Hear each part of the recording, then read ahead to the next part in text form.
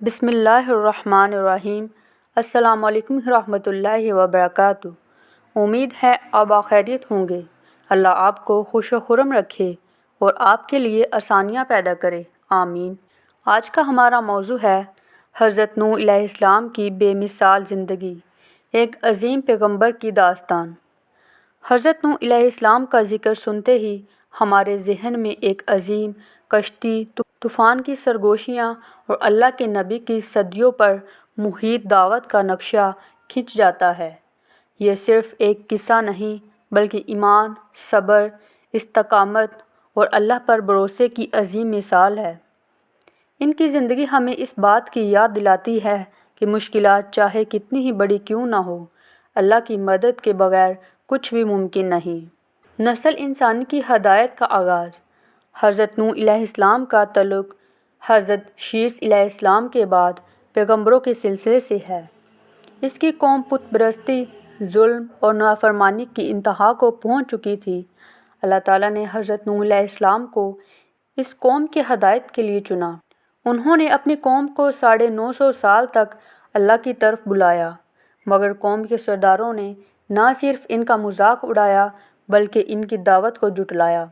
اور ہم نے نوح کو ان کی قوم کی طرف بھیجا، پس انہوں نے کہا، اے میری قوم، اللہ کی عبادت کرو، اس کے سوا تمہارا کوئی معبود نہیں۔ قوم کی نافرمانی اور حضرت نوح علیہ السلام کا صبر۔ حضرت نوح علیہ السلام کی دعوت میں بے پناہ صبر اور استقامت کا سبق ملتا ہے۔ وہ اپنے لوگوں کے گھروں کے دروازے کھٹکھٹاتے، ان کے سامنے اللہ کی آیات پیش کرتے، مگر ان کے لوگوں نے کانوں میں انگلیاں ڈال لیں، اپنے کپڑوں سے چہرے ڈھانپ لیے اور ان سے منہ موڑ لیا۔ انہوں نے اپنے کپڑے اوڑھ لیے، کانوں میں انگلیاں ڈال لیں اور سرکشی کی انتہا کر دی۔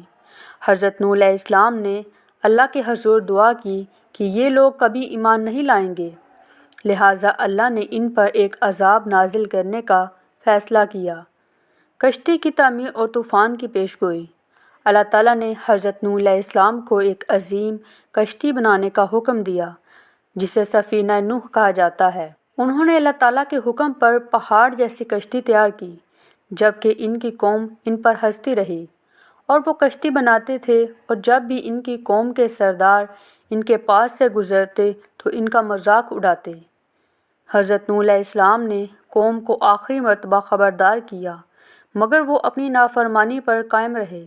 تب اللہ نے آسمان سے بارش برسائی اور زمین سے پانی نکالا۔ یہ وہ عظیم طوفان تھا جس نے پوری زمین کو ڈھانپ لیا۔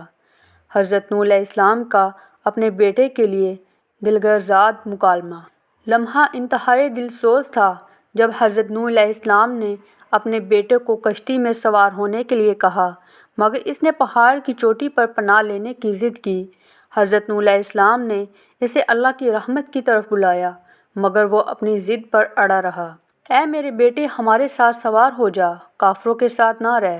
نجات یافتگان اور ایک نئی زندگی کا آغاز۔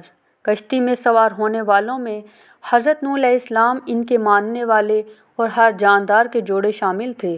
طوفان کے بعد جب پانی اتر گیا تو حضرت نوح علیہ السلام اور ان کے ساتھیوں نے زمین پر ایک نئی زندگی کا آغاز کیا۔ اے نوح، ہماری طرف سے سلامتی اور برکتوں کے ساتھ اتر آؤ۔ حضرت نوح علیہ السلام کی دعائیں۔ حضرت نوح علیہ السلام کی دعا میں ہمیں اخلاص، عاجزی اور اللہ سے کامل یقین کی جھلک ملتی ہے۔ اے میرے رب، مجھے، میرے والدین اور جو میرے گھر میں مومن داخل ہوا سب کو بخش دے۔ حضرت نوح علیہ السلام کی حکمت و بصارت۔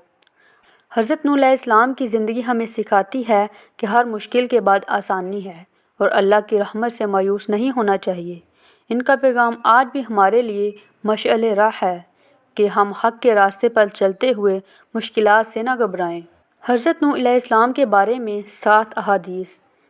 قیامت کے دن سب لوگ حضرت نوح علیہ السلام کے پاس آئیں گے اور کہیں گے کہ تم پہلے رسول تھے جو اللہ نے زمین والوں کی طرف بھیجا تھا۔ حضرت نوح کو شیخ الانبیاء کہا جاتا ہے کیونکہ وہ سب سے زیادہ عمر والے نبی تھے۔ حضرت نوح علیہ السلام کی قوم نے سب سے زیادہ جھٹلایا، مگر وہ اللہ کی طرف بلاتے رہے۔ حضرت نوح علیہ السلام کی دعا قیامت تک مومنوں کے لیے رحمت ہے۔ اللہ نے حضرت نوح علیہ السلام کو کشتی بنانے کا علم عطا فرمایا تھا۔ حضرت نوح علیہ السلام کا ذکر توریت، انجیل اور قرآن میں آیا ہے۔ ہر مسلمان کو حضرت نوح علیہ السلام کے صبر کی مثال سے سبق لینا چاہیے۔ اگر آپ کو ہماری یہ ویڈیوز اچھی لگتی ہیں تو اسے زیادہ سے زیادہ لائک کریں، شیئر کریں، سبسکرائب کریں۔ شکریہ۔